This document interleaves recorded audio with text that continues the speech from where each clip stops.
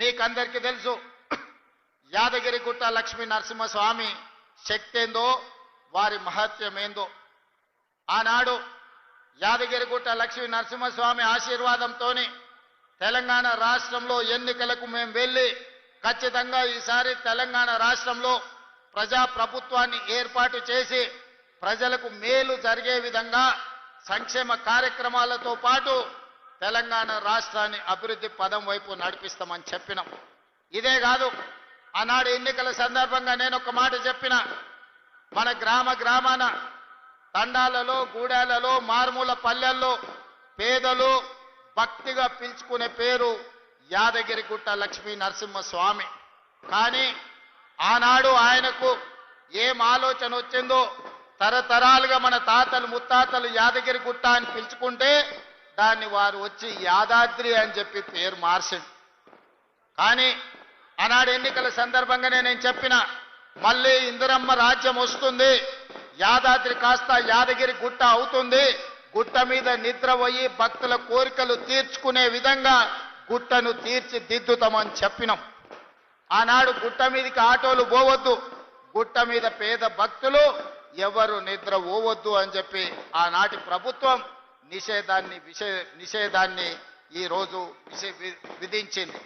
కానీ మన ప్రభుత్వం వచ్చిన వెంబడే కోమటిరెడ్డి వెంకటరెడ్డి గారు, బీర్ల ఐలయ్య గారు వచ్చి, అన్న ఈ పేరు మారవాలి, గుట్ట మీద భక్తులు నిద్రపోయేటట్టు చెయ్యాలి, గుట్ట కింద ఉండే ఆటోలు గుట్ట మీదకి పోయేటట్టు చెయ్యాలి అని అంటే యాదగిరి గుట్టకు అవసరమైన మార్పులు చేర్పులు అన్నీ తీసుకొచ్చి భక్తుల ఆకాంక్ష మేరకు ఈరోజు మనం కార్యక్రమాలు చేపట్టిన. ఇదే కాదు, గోపురాన్ని 60 కేజీల బంగారంతో కార్యక్రమాన్ని పూర్తి చేసుకొని ఈరోజు భక్తులకు పెద్ద ఎత్తున ఈరోజు ఆనందాన్ని కలిగించే నిర్ణయం తీసుకున్నాం. ఇదే కాదు, యాదగిరి గుట్ట ఈరోజు ఒక పెద్ద బోర్డుగా ఆంధ్రప్రదేశ్లో తిరుమల తిరుపతి దేవస్థానానికి ఏ విధంగా అయితే ఒక బోర్డు ఉండి ప్రపంచంలోనే ఒక గొప్ప పేరు తిరుమల తిరుపతి వెంకన్న స్వామి సాధించిండు, తెలంగాణలో కూడా అంత గొప్పగా లక్ష్మీ నరసింహస్వామి యాదగిరిగుట్ట రాణించాలని అక్కడ టీటీడీ ఉంటే ఇక్కడ వైటీడీని మనం ఏర్పాటు చేసుకున్నాం. యాదగిరిగుట్ట టెంపుల్ డెవలప్మెంట్ కమిటీని వేసుకునేది ఉంది, తొందరలోనే మనం వేసుకోబోతున్నాం.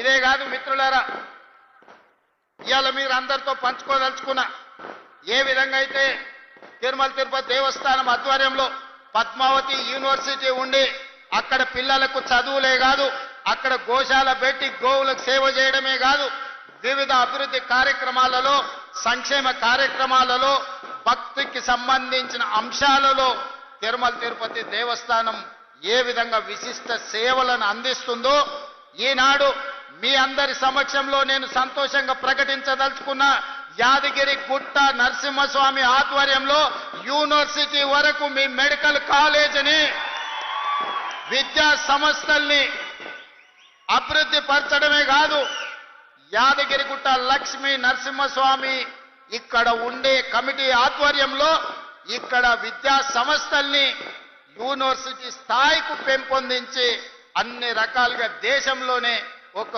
గొప్ప యూనివర్సిటీగా రాణించే విధంగా ఈరోజు మీ యాదగిరిగుట్ట లక్ష్మీ నరసింహస్వామిని అభివృద్ధి చేయడానికి మీ అందరికీ మనస్ఫూర్తిగా తెలియజేయడానికి నేను సంతోషపడుతున్నా. మిత్రులారా, ఈరోజు ముఖ్యంగా గంధమాల గురించి మా మిత్రులు చెప్పారు. ఇవాళ ఒక ఆయన తాటి చెట్టు అంతా పెరిగిండు కానీ తలకాయ మోకాళ్ళలో ఉందో ఎక్కడుందో నాకు తెలియదు. ఎట్లకెళ్ళి వస్తావయ్యా నీళ్లు, నువ్వు ఎట్లా ఇస్తావు గంధమాల ఎట్లా కడతావని నేను వారిని అడగదలుచుకున్న. ఈరోజు సాగునీటి ప్రాజెక్టుల గురించి ఇంత ఉందే పెద్దలు ఉత్తమ్ కుమార్ రెడ్డి గారు చెప్పిండ్రు. 10 ఏళ్లలో 2 లక్షల కోట్ల రూపాయలు ఖర్చు పెట్టిండ్రు, కాంట్రాక్టర్లకు బిల్లులు ఇచ్చిండ్రు. నేను అడుగుతున్న గత పాలకులను, 2 లక్షల కోట్ల రూపాయలు ఖర్చు పెడితే గంధమల్ల రిజర్వాయర్ ఎందుకు పూర్తి కాలే, పిలాయపల్లి కాలువ ఎందుకు పూర్తి కాలే, ధర్మారెడ్డి కాలువ ఎందుకు పూర్తి కాలే, ఎస్ఎల్బిసి ఎందుకు పూర్తి కాలే, నల్గొండలో ప్రాజెక్టులు నిర్మించలేదు, ఆలేరు ప్రాంతానికి సాగునీరు తాగునీరు అందించలేదు. ఇవి పక్కన పెట్టండి. ఈనాడు ఈ నల్గొండ ప్రాంతంలో నేను అడగదలుచుకున్న మా ప్రాంత రైతులను, ఈ ప్రాంత ప్రజలను, ఆనాడు నవంబర్ 8 నాడు నా జన్మదినం ఉన్నదని వేలాది మంది ఇంటికి వస్తామంటే నేను కాదు కూడదు లక్ష్మీ నరసింహస్వామిని దర్శనం చేసుకొని మూసి కాలువలో మా నల్గొండ బిడ్డల బతుకులు ఎట్లా చింద్రమైపోతున్నాయో వాళ్ళ మధ్యలో గడుపుతానని నా జన్మదినం రోజు మీ దగ్గర వచ్చి రోజంతా పాదయాత్ర చేసి మీరు పడుతున్న కష్టాలను కల్లారా నేను చూసి ఆనాడే నేను ఈ ప్రాంతానికి మాట ఇచ్చిన 600 అక్కడి సూర్యుడు ఇక్కడ ఉదయించిన ఎవరు అడ్డం పడ్డా తొక్కుకుంటైనా పోతాం మూసీ నది ప్రక్షాళన చేసి తీరుతాం నల్లగొండ రైతాంగం కష్టాలు తీరుస్తామని ఆనాడు చెప్పడం జరిగింది. నేను అడుగుతున్న మిత్రులారా ఈ వేదిక మీద నుంచి బీజేపీ బీఆర్ఎస్ నాయకులను గుజరాత్లో నరేంద్ర మోడీ సబర్మతి నది ప్రక్షాళన చేసుకున్నాడు. ఉత్తరప్రదేశ్లో యోగి గారు గంగా నది ప్రక్షాళన చేసుకున్నాడు. ఈనాడు ఢిల్లీలో మోడీ యమునా నది ప్రక్షాళన చేస్తా మేము అభివృద్ధి చేసుకుంటాం ఆ ప్రాజెక్టులో నిర్మించుకుంటాం అంటున్నాడు. మరి నేను ఇవాళ అడుగుతున్న బీజేపీ బీఆర్ఎస్ వాళ్ళను నరేంద్ర మోడీ సబర్మతి నది కట్టుకోవచ్చు, యోగి గంగా నది కట్టుకోవచ్చు, ఢిల్లీలో యమునా నది మీరు ప్రక్షాళన చేసుకోవచ్చు. మరి తెలంగాణ ప్రజలు ముఖ్యంగా నల్గొండ బిడ్డలు మూసీ నది ప్రక్షాళన ఎందుకు చేసుకోకూడదు? మూసీ మురికిలోనే మేము చావాలనా?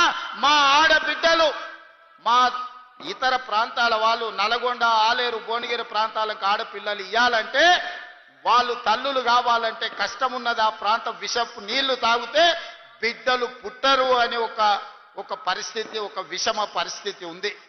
ఇవాళ మా ఆడబిడ్డలు కన్నీళ్లు పెట్టుకుంటుంటే ఈ బీఆర్ఎస్ బీజేపీ నాయకులకు కనిపిస్తలేదా? పుట్టబోయే బిడ్డలు కాలొంకరనో కన్నొంకరనో లేకపోతే బలహీనతలతోని బలహీనంగా పుడితే ఆ పాపం ఆ ఉసురు మీకు తలగదా అని చెప్పి బీజేపీ బీఆర్ఎస్ నాయకులను అడుగుతున్నానే. మిత్రులారా, నేనేం ఎర్రవల్లిలో మీ ఫామ్ హౌస్ గుంజుకుంటా అనలే, మోయినాబాద్ ఫామ్ హౌస్ ఆక్రమించుకుంటా అనలే, జన్వాడలో మీ ఫామ్ హౌస్లో జెండా వాతుతాను నేను అనలే.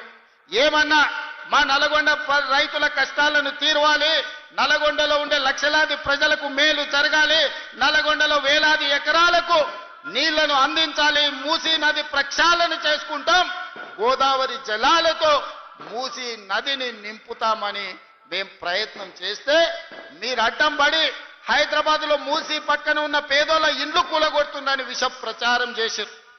నేను అడిగిన ఆనాడు వాళ్ళని అసెంబ్లీలో, మూసీ నది పక్కన ఉన్నోళ్ళు ఎవరు? మా పాలమూరు నుంచి వచ్చిన వాళ్ళు, మా దేవరకొండ నుంచి వచ్చిన వాళ్ళు, మా మిర్యాలగూడ ప్రాంతం నుంచి వచ్చిన వాళ్ళు, లేకపోతే మా మునుగోడు ప్రాంతం నుంచి వచ్చిన వాళ్ళే మూసీ నది పక్కన ఉన్నారు. వాళ్ళందరికీ అవసరమైతే 1000 ఎకరాలలో మంచి ఇల్లు కట్టిద్దాము, ఇందిరమ్మ ఇల్లు కట్టిద్దాం, తలా 120 గజాల ప్లాట్ ఇద్దాం, ఏం కావాలన్నా వాళ్ళని ఆదుకుందాం, మంచి పాఠశాల పెడతాం, మంచి కాలేజ్ పెడతాం, వాళ్ళ పిల్లల్ని ఆదుకుందాం, వాళ్ళ జీవితాలలో వెలుగు నింపుదాం. అవసరమైతే 1000-2000 కోట్లు ఖర్చైనా ఆ మూసీ నది ఒడ్డున ఉన్న పేదలకు ఖర్చు పెడదామన్నాం. కానీ ఎవరు ముందుకు రాలే. మీరు ఇవ్వండి సలహాలని అడిగినాం, వాళ్ళకి మేలు ఎట్లా చేయాలనో చెప్పండి అన్నాం. కానీ వాళ్ళకి అది ఇష్టం లేదు. మూసీ కట్టొద్దు, నల్గొండ రైతులు బాగుపడొద్దు అనే ఒక విషపు ఆలోచనతోటి మూసీ నది ప్రక్షాళనని ఈరోజు అడ్డుకునే ప్రయత్నం చేస్తున్నారు. అందుకే మిత్రులారా, ఎవరేమైనా అనుకోని నల్గొండ జిల్లాలో ఉన్న 12 అసెంబ్లీలో 11 గెలిపించారు, 2 పార్లమెంట్లను గెలిపించారు. ఎవరు కూడా 50,000కు తక్కువ మెజారిటీ రాకుంటే గెలిపించారు. 50,000 రూపాయలు జేబులో లేని మందుల శామెల్ 50,000 ఓట్ల మెజారిటీతోని ఈనాడు మీ ప్రాంతంలో ఎమ్మెల్యేగా గెలిపించిండంటే నల్గొండ ప్రజలు ఎంత చైతన్యవంతులో మీరు ఒక్కసారి ఆలోచన చేయండి. తెలంగాణ ప్రజలకు నేను చెప్పదలుచుకున్నా, నల్గొండ గడ్డ చైతన్యానికి మారుపేరు. ఈ ప్రాంతం సర్దార్ సర్వాయి పాపన్న గౌడు ఏలిన ప్రాంతం, ఈ ప్రాంతం దొడ్డి కొమరయ్య పోరాటం చేసిన ప్రాంతం, ఈ ప్రాంతం చాకలి ఐలమ్మ స్ఫూర్తి తీసుకున్న ప్రాంతం, ఈ ప్రాంతం రావి నారాయణ రెడ్డి, ఆరుట్ల కమలాదేవి, ఆరుట్ల రామచంద్రారెడ్డి, బిఎన్ రెడ్డిలు ధర్మ భిక్షంలు ఈ గడ్డ మీద నుంచి కొట్లాడిన ప్రాంతం. ఈ ప్రాంతం కొండా లక్ష్మణ్ బాబూజీ ఆనాడు తొలి తెలంగాణ ఉద్యమంలో మంత్రి పదవిని కాగితం ఇసిరేసి తెలంగాణ రాష్ట్రం వచ్చే వరకు పదవి తీసుకోనని త్యాగాలకు మారుపేరైన కొండా లక్ష్మణ్ బాబూజీ ప్రాతినిధ్యం వహించిన భువనగిరి ప్రాంతం ఈ నల్గొండ ప్రాంతం. మళ్ళీ తెలంగాణ ఉద్యమంలో తెలంగాణ కోసం రాజీనామా చేసి మళ్ళీ తెలంగాణ రాష్ట్రంలోనే మంత్రి పదవి చేపట్టిన కోమటిరెడ్డి వెంకటరెడ్డి ప్రాతినిధ్యం వహిస్తున్న ప్రాంతం. ఇవాళ నాడు భూమి కోసం, భుక్తి కోసం, విముక్తి కోసం సాయుధ రైతాంగ పోరాటంలో తుపాకులెత్తిన గడ్డనే కాదు, ఈ ప్రాంతంలో భూదాన ఉద్యమంలో వందలాది ఎకరాలను పేదలకు పంచిపెట్టిన ఈ రోజు భూదాన్ రామచంద్రారెడ్డి కూడా ఈ గడ్డ మీద నుంచే వేలాది ఎకరాల భూములను పేదలకు పంచిపెట్టడానికి త్యాగం చేసిన వెదిరే రామచంద్రారెడ్డిది కూడా ఈ ప్రాంతమే అని చెప్పడానికి నేను గర్వపడుతున్నా. మిత్రులారా, ఇవాళ ఈ సమాజంలో ఉన్న మా ఆడబిడ్డలు కావచ్చు, మా సోదరులు కావచ్చు, ఇవాళ వాళ్ళకి చైతన్యం లేదా? వాళ్ళకి ఏం కావాలనో ఏం సాధించుకోవాలో వాళ్ళకి తెలియదా? ఎవడో ఎక్కడి నుంచో వచ్చి ఇక్కడ రెచ్చగొడితే ఇక్కడ ఉండే రైతులను, ఇక్కడ ఉండే పేదలను తప్పు దారి పట్టించి ఈ ప్రభుత్వం మీద బురద జల్లే ప్రయత్నం చేస్తే తిప్పికొట్టే శక్తి నల్గొండ జిల్లా రైతాంగానికి లేదా అని నేను అడుగుతున్నా. మిత్రులారా, నాడు నిజాం నవాబులనే దిగంతాలకు తరిమి కొట్టిన గడ్డ సాయుధ రైతాంగ పోరాటంలో నేలకు ఒరిగినా గాని తుపాకీని వదలకుండా పోరాటం చేసిన గడ్డ ఈ రోజు మనం స్వేచ్ఛను అనుభవిస్తున్నామంటే, ఈ రోజు ప్రజాస్వామిక రాష్ట్రంలో మనం ఈ రోజు మనుగడ సాధించినామంటే నల్గొండ ప్రాంతంలో జరిగిన సాయుధ రైతాంగ పోరాటమే ఈ రోజు మనకి స్వేచ్ఛనిచ్చింది. ఆనాటి సాయుధ రైతాంగ పోరాటాన్ని నిర్మించిన నల్గొండ జిల్లా ఈ రోజు చైతన్యం కోల్పోయింది అనుకుంటున్నారా? లేకపోతే నల్గొండ జిల్లాకు కావాల్సిన ప్రాజెక్టులను సాధించుకోలేరు అనుకుంటున్నారా గత పాలకులు అని చెప్పి నేను సందర్భంగా అడగదలుచుకున్నాను. మిత్రులారా, 10 సంవత్సరాలు 20 లక్షల కోట్లు వాళ్ళ దగ్గరకు వచ్చినాయి. 20 లక్షల కోట్ల రూపాయలు వాళ్ళ జేబుల్లో ఉంటే 2000 కోట్లతోని ఎస్ఎల్బీసీని ఎందుకు పూర్తి చేయలేదో అడగండి. ఇవాళ ఈ ప్రాంతంలో ఉన్న సాగునీటి ప్రాజెక్టులు ధర్మారెడ్డి కాలువ కావచ్చు, పిల్లాయపల్లి కాలువ కావచ్చు, లేకపోతే గంధమల్ల కావచ్చు, ఏ ఒక్క ప్రాజెక్టు కూడా పూర్తి కాలేదు 10 ఏళ్లలో. ఇవాళ మనం పూర్తి చెయ్యాలి అనుకుంటే కాళ్ళల్లో కట్టెబెట్టి కింద పడేయాలని చూస్తూ ఇవాళ మీకు ఎందుకు మెడికల్ కాలేజ్ కట్టలేదు? ఇవాళ యాదగిరి గుట్ట మీద కాంట్రాక్టులు ఇచ్చి ఎవరికి మెక్కినరో ఇవాళ మీకు అందరికీ తెలుసు. నేను ఆరోపణలు చేయదలుచుకోలేదు, దేవుడిని వివాదాలకు రాజకీయాలకు లాగదలుచుకోలేదు. కానీ అది ఊరికే పోయిందా? యాదగిరిగుట్ట లక్ష్మీ నరసింహస్వామి దగ్గర జరిగిన అపచారానికి మూల్యం చెల్లించలేదా? మన ప్రభుత్వం ఏర్పడ్డ నాడే బొక్కవోర్ల పడి మక్కెలు ఇరగలేదా? మీకు తెలియదా? చేసిన పాపాలు ఎక్కడికి పోవు, మన ఎంబడే వస్తూనే ఉంటాయి నీడలాక. ఇవాళ పాపాలు చేసిండ్రు కాబట్టి మీ పరిస్థితి గట్లయింది. నేను అంటలేని మాట ఆ పార్టీ నాయకురాలే అన్నారు. ఏమన్నారు మిత్రులారా? మా పార్టీలో దయ్యాలు చేరనే. సొంతింటి బిడ్డ టీఆర్ఎస్లు ఉన్నోళ్ళు దయ్యాలని చెప్తుంటే సమాధానం చెప్పలేక దయ్యాల నాయకుడు ఫామ్ హౌస్ లో నిద్రపోతుండు. నేను అడుగుతున్నది బీఆర్ఎస్ కాదు, డిఆర్ఎస్. డిఆర్ఎస్ అంటే దయ్యాల రాజ్య సమితి. అది ఇయాల అది భారత రాష్ట్ర సమితి కాదు, అది దయ్యాల రాజ్య సమితి. అందుకే ఇవాళ ఈ వేదిక మీద నుంచి తెలంగాణ ప్రజలకు నేను మాట ఇస్తున్నా, అవి దయ్యాలు కాదు, కొరివి దయ్యాలను వాళ్ళని పొలిమేర్లు దాటే వరకు తరిమి కొట్టే బాధ్యత 4 కోట్ల తెలంగాణ ప్రజల తరఫున మీ సోదరుడిగా నేను ఆ బాధ్యత తీసుకుంటా. ఖచ్చితంగా ఈ కొరివి దయ్యాలను పొలిమేర్లు దాటే వరకు తరిమి కొట్టాలి. దాంట్లో మీ సహకారం ఉండాలి. నల్గొండ బిడ్డలు ముందు బాగానే నిలబడాలి అని చెప్పి నేను మా మిత్రులకు విజ్ఞప్తి చేస్తున్నా. ఇవాళ మిత్రులారా, నిన్న ప్రభుత్వ ఉద్యోగుల గురించి చర్చించినాం. ప్రభుత్వ ఉద్యోగుల సమస్యల్ని పరిష్కరించాలనే ప్రయత్నం చేసినాం. వాళ్ళ డిఏల సంగతి, వాళ్ళ సమస్యల సంగతి మా బట్టి విక్రమార్క గారు, మా నాయకులు శ్రీధర్ బాబు గారు అందరు చర్చించి ఒక కొలిక్కు పట్టుకొచ్చినాం.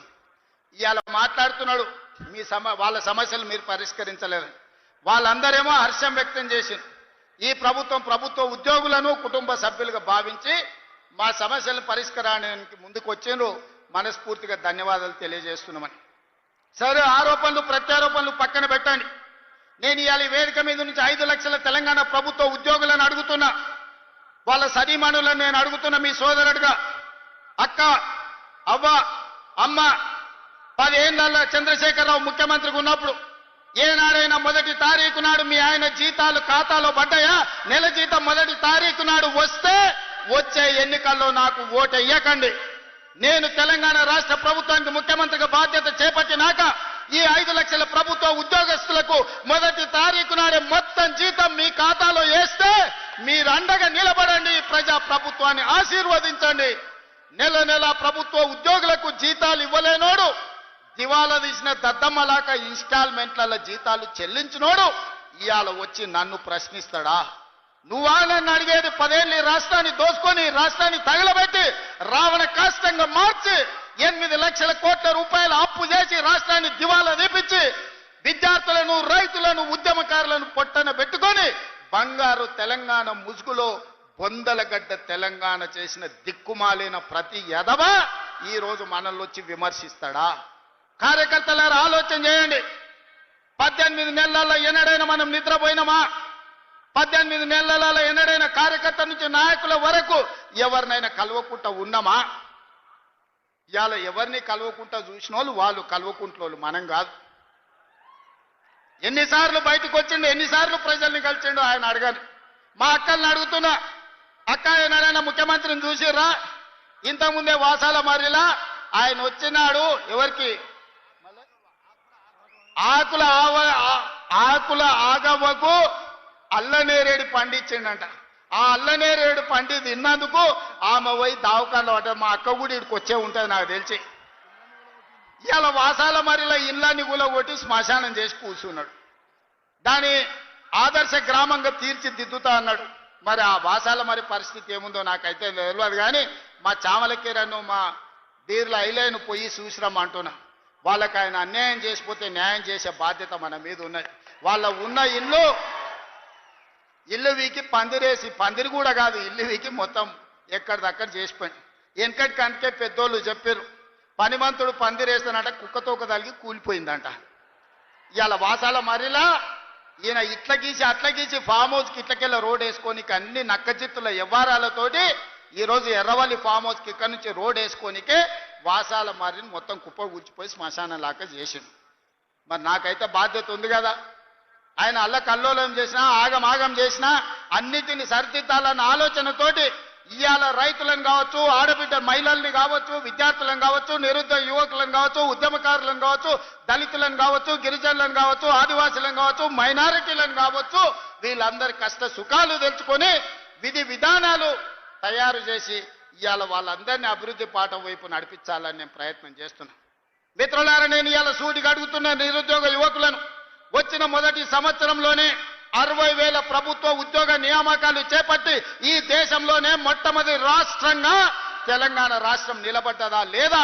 60,000 మందికి ఉద్యోగాలు ఇచ్చినామా లేదా? ఎల్బీ స్టేడియం వేదికగా అని చెప్పి నిరుద్యోగ యువకులను అడుగుతున్నా. ఇవాళ ప్రైవేట్లో 3 లక్షల కోట్ల రూపాయలు పెట్టుబడి తెచ్చి ఇంజనీరింగ్ డాక్టర్లు చదువుకున్న మన తెలంగాణ విద్యార్థులకు ప్రైవేటులో 1,00,000 ఉద్యోగాలు ఇప్పించి ఇవాళ కుటుంబాలను ఆదుకునే ప్రయత్నం చేస్తున్నాం.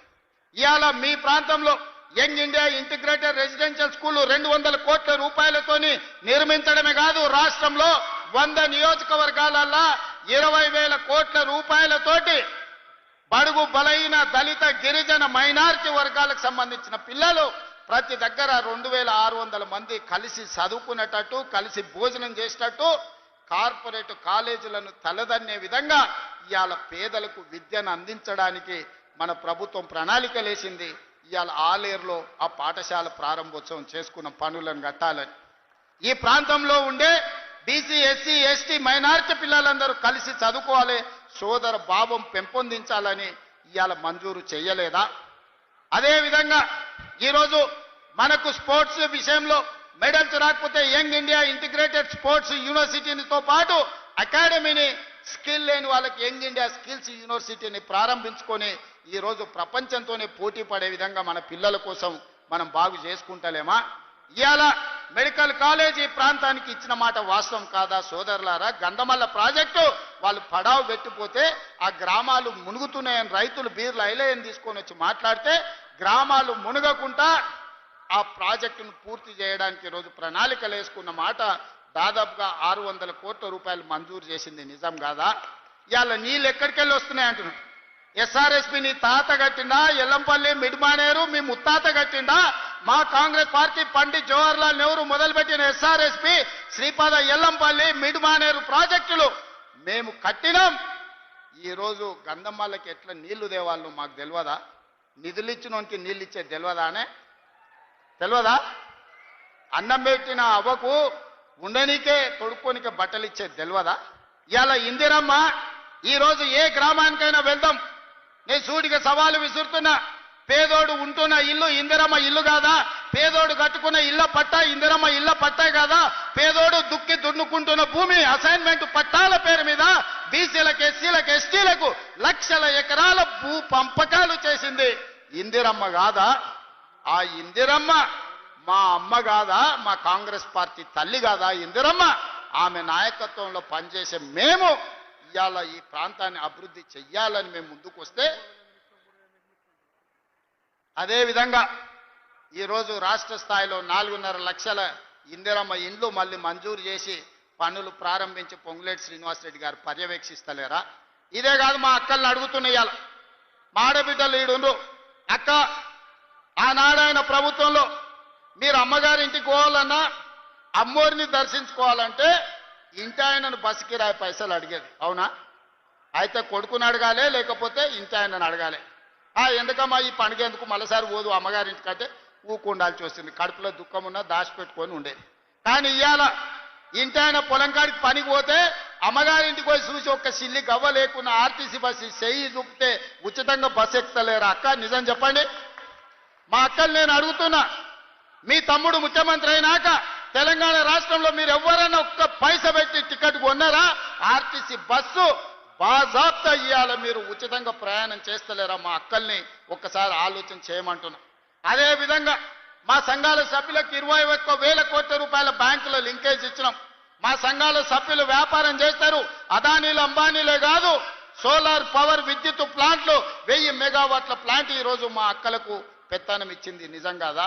ఆర్టీసీ బస్సులో ఉచిత ప్రయాణం కాదు, 600 బస్సులు వాళ్ళకిచ్చి అదే ఆర్టీసీకి కిరాయికి పెట్టి 600 బస్సులకు మా ఆడబిడ్డల్ని యజమానులను చేసింది. నిజం కాదా? ఇవాళ రిలయన్స్ తో పోటీ వాడి పెట్రోల్ బంకులు మీరు పెట్టుకొని నిర్వహిస్తున్న మాట నిజం కాదా? ఇందిరా మహిళా శక్తి క్యాంటీన్లు ఈ రోజు రాష్ట్రం నలుమూలలో మీరు ప్రారంభించుకొని చేస్తున్న మాట నిజం కాదా? అమ్మ ఆదర్శ పాఠశాల పేరు మీద గ్రామ గ్రామాన కాంట్రాక్టర్ల చేతుల్లో పనులు పెడితే అవి తీసి మా ఆడబిడ్డల చేతులు పెట్టి అమ్మ ఆదర్శ పాఠశాల పేరు మీద పాఠశాలల నిర్వహణ మీ చేతిలో పెట్టలేదా? స్కూల్లో పిల్లలు బట్టలు కుట్టేది ఆనాడు పెద్ద పెద్ద కంపెనీలకు ఇస్తే ఈ రోజు మా ఆడబిడ్డలకు ఇచ్చిన మాట వాస్తవం కాదా? ఇవాళ మా అక్కల్ని ఆర్థికంగా నిలదొక్కునేలా చేసి 1 కోటి మంది ఆడబిడ్డల్ని కోటీశ్వరులను చెయ్యాలి. 10 ఏళ్లలో నా లక్ష్యం అదే. నా జీవితంలో 1 కోటి మంది ఆడబిడ్డల్ని కోటీశ్వరులను చేస్తా అని కంకణం కట్టుకొని బయలుదేరి మీకోసం కృషి చేస్తుంటే ఇవాళ మిమ్మల్ని చూసి ఏడుస్తున్నారు. మీ ఒకనాడు ఇంటాయనని బస్సుకి అడిగే మీరు సాయంత్రం బెల్ట్ షాప్కి ఆయన మిమ్మల్ని నగదు అడిగే పరిస్థితి తెచ్చినా లేదా? మా అక్కలు చెప్పాలని నేను అడుగుతున్నా. ఇవాళ పెత్తన మా ఆడబిడ్డల చేతి ఉంటే పిల్లల చదువులు ఉంటాయి, ఇల్లు బాగుపడుతుందని ఇవాళ మా అక్కల చేతుల్లో పెత్తనం పెట్టిన మాట నిజం కాదా? ఆనాడు అప్పుల్లో ఉండి 1 లక్ష రుణమాఫీ చేస్తాని 10 ఏళ్లు ముంచి రైతులను ఆగమాగం చేసి వేలాది మంది చచ్చిపోతే సంవత్సరం తిరిగే లోపు లక్ష్మీ నరసింహస్వామిగా 25,55,964 మంది రైతులకు 20,617 కోట్ల రూపాయల రైతు రుణమాఫీ చేసి 2 లక్షల రూపాయల వరకు రైతులకు అప్పు విముక్తి కలిగించింది మన ప్రభుత్వం కాదా అని నేను అడుగుతున్నా. ఇవాళ రైతులకు ఉచిత కరెంటుతో పాటు ఆనాడు ఒరేసుకుంటే ఉరేసుకున్నట్టే ఆయన నాయకుడు అంటే వరి వేసుకోండి చివరి గింజ వరకు కొంటాం, అదే కాదు సన్న వడ్లు పండిస్తే 500 రూపాయల బోనస్ ఇస్తామని చెప్పి ప్రత్యేకంగా పర్యవేక్షించడానికి ఉత్తమ్ కుమార్ రెడ్డి గారి నాయకత్వంలో నిరంతరం వడ్లు అమ్మిన 48 గంటల్లో మీ ఖాతాల పైసలు వేస్తలేమా? ఇవాళ రైతులను ఆదుకొని ప్రాజెక్టులు పూర్తి చెయ్యాలి అని మేము పనిచేస్తుంటే కడుపు మండి విషం జమ్ముతున్నారు ఈరోజు రైతుల మీద. అందుకే మిత్రులారా, మీరందరూ ఆలోచన చేయండి. ఈ ప్రభుత్వం మీ ప్రభుత్వం, ఈ ప్రభుత్వం మన ప్రభుత్వం, ఈ ప్రభుత్వం పేదోళ్ళ ప్రభుత్వం, ఈ ప్రభుత్వంలో దళితులు, గిరిజనులు, ఆదివాసులు తలెత్తుకునే ప్రభుత్వం. అందుకే 1931లో బ్రిటిష్ వాళ్ళు కులగణన చేస్తే 100 ఏళ్లలో ఎవడు చేయలేకపోయింది, ఎవడు ధైర్యం చేయలే ముట్టుకోనికే. కానీ మీ సోదరుడుగా, మీ రేవంత్ అన్నగా దేశంలోనే మొట్టమొదటి రాష్ట్రంగా ఉత్తమ్ కుమార్ రెడ్డి గారిని బాధ్యత ఇచ్చి దామోదర్ రాజనరసింహ గారిని బాధ్యత పెట్టి దేశంలోనే మొట్టమొదటిసారి కులగణన చేసి 56.36% బలైన వర్గాలు ఉన్నారు అని లెక్క తేలిస్తే ఈ రోజు విధిలేని పరిస్థితుల్లో నరేంద్ర మోడీ దేశం మొత్తం నేను లెక్క కడతా, బీసీల లెక్క తీస్తా అన్నాడు. గొర్రెలకు, బర్రెలకు, చేపలకు కూడా లెక్క ఉంది, కానీ మా బలహీన వర్గాలకు లెక్క లేదంటే లెక్క నేను తేలుస్తా, నీ కథ కూడా చూస్తా అన్నందుకు ఇవాళ తెలంగాణ రాష్ట్రం మొట్టమొదటిసారి బలహీన వర్గాల లెక్క తేల్చి 56.36% తేల్చింది మనం కాదా? ఈ బలహీన వర్గాల పట్ల ప్రేమ లేకపోతే వాళ్ళ లెక్క తేల్చే బాధ్యత ఎందుకు తీసుకుంటాం? ఈరోజు 42% రిజర్వేషన్లు విద్య ఉద్యోగంలోనే కాదు స్థానిక సంస్థలలో కూడా మీకు 42% రిజర్వేషన్ ఇవ్వాలని చట్టం చేసింది మనం కాదా? అదేవిధంగా ఈనాడు ఎస్సీ ఉపకులాల వర్గీకరణ 35 ఏళ్ల నుంచి మాదిగ బిడ్డలు పోరాటమే కాదు ఎంతో మంది ప్రాణాలు కోల్పోయింది. ఎట్లయినా ఈ సమస్యకు శాశ్వత పరిష్కారం చూపించాలి అని సుప్రీంకోర్టు తీర్పిచ్చిన మరుక్షణం దామోదర రాజనరసింహ గారు నాకు చిట్టి తెచ్చింది అసెంబ్లీలో. నేను స్పష్టంగా చెప్పిన ఇది నా బాధ్యత, 100% ఈ సమస్యను పరిష్కరిస్తా అని ఫిబ్రవరి 14 నాడు మొదలుపెట్టి మళ్ళీ ఫిబ్రవరి 14 లోపల బీసీల లెక్కలు తేల్చిన ఎస్సీ కులాల వర్గీకరణ మోత్కుపల్లి నరసింహులు గారు సజీవ సాక్షి. వారు ఎవరిని అంత ఆశామాసిగా ఒప్పుకోరు, ఎవరిని అభినందించారు. నరసింహులు గారి సంగతి మీకు నాకంటే ఎక్కువ తెలుసు, మీరు ఆలేరోళ్ళు. కానీ వారు స్వయంగా అసెంబ్లీకి వచ్చి శాలువ కప్పి తమ్మి ఈ రోజు నా మనసుకు ఆనందం కలిగింది, దశాబ్దాల మా కొట్లాట పరిష్కారం చూపించినమని నరసింహులు గారు అభినందించిన మాట వాస్తవం కాదా? ఇవాళ ఎస్సీ కులాల వర్గీకరణ చేసి ఆ చిక్కుముళ్ళని ఇప్పింది ఈ ప్రభుత్వం కాదా అని నేను అడుగుతున్నా. ఇన్ని రకాలుగా రైతులను, మహిళల్ని, విద్యార్థులను, నిరుద్యోగులను, ఉద్యమకారులను, బలహీన వర్గాలను, దళిత వర్గీకరణతో పాటు ప్రతి సమస్యను పరిష్కరించుకుంటా 18 నెలల్లో మనం ముందుకు వెళ్తుంటే 10 ఏళ్ళు రాష్ట్రాన్ని దోసుకున్నాడు. ఇవాళ నువ్వు దిగిపో అని అంటుండు. మిత్రులారా, మీరు ఆలోచన చెయ్యండి.